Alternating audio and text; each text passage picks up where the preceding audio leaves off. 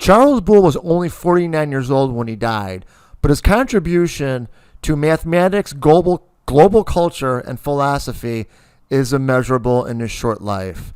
He basically developed the relationships between different things. For example, we all see Venn diagrams, which has, one state or the next, and then we see like the intersection of those Venn diagrams.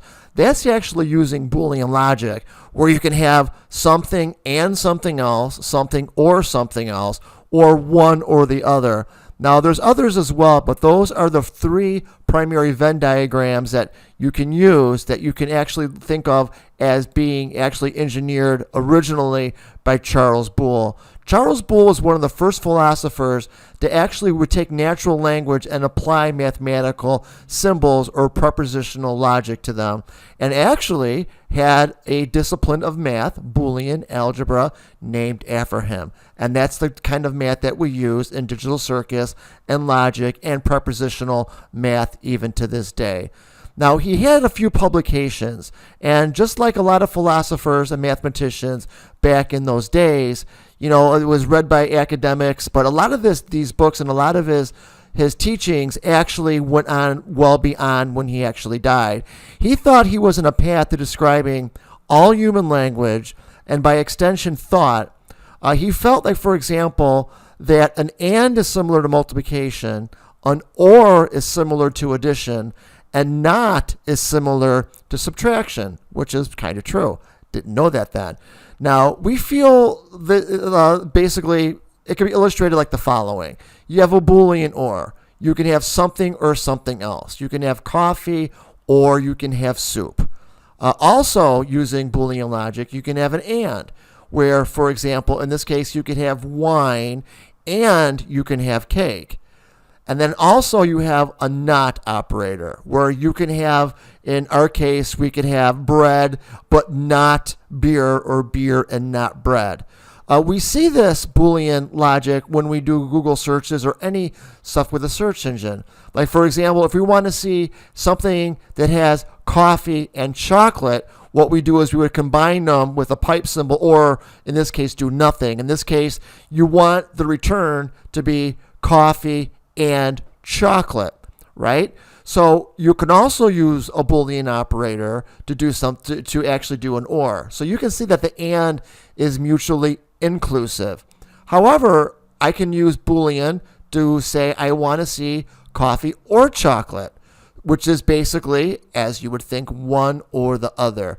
So these don't really fit the description, because with Boolean, it should be inclusive or exclusive. So in this case, we would probably have a minus, which is basically like an exclusive or. So we can have here coffee or chocolate, or pardon me, or not, or one over the other. We could have coffee or chocolate and coffee. Now, again, these are mutually exclusive as well.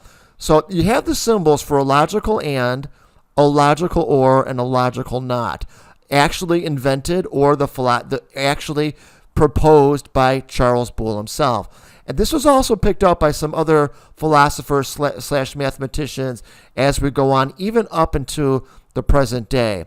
So basically, based on the symbolism, we can basically put together things such as logic gates, and we could put together our prepositional math based on logical ors, ands, nots, and what have you. Now, Boolean algebra didn't exist back then in the 1850s, and algebra was just getting started. So we really don't talk about Boolean algebra to the 20th century, when it actually corresponds with some other scientists and mathematicians that actually started taking linguistic terms of philosophy and putting it into mathematical equations. But the 1940s, though, we started looking at natural language as being reduced into math, even though it couldn't completely go into math. What we could do is we could use natural language, ors, ands, and nots, and we could do mathematical expressions based on them. So you really see that with Shannon's master's thesis in 1937, where we started taking a look at Boolean algebra and the way a binary representing ones and zeros is really going to be perfect for circuits to be open or closed. It was explained in the 1930s by Shannon that a simple logic could be a complicated problem as long as it can operate fast enough, faster than humans can think, like AI now. Since Boolean instructions have been reprinted in thousands of computer science texts, it makes this one of the most largest symbols or charts that we see in the world today. Now, it's kind of strange to think that even in the 1830s, we had the technological ability to make computers, but we didn't have the mathematical tools to put the computers to work in the correct way that we do now.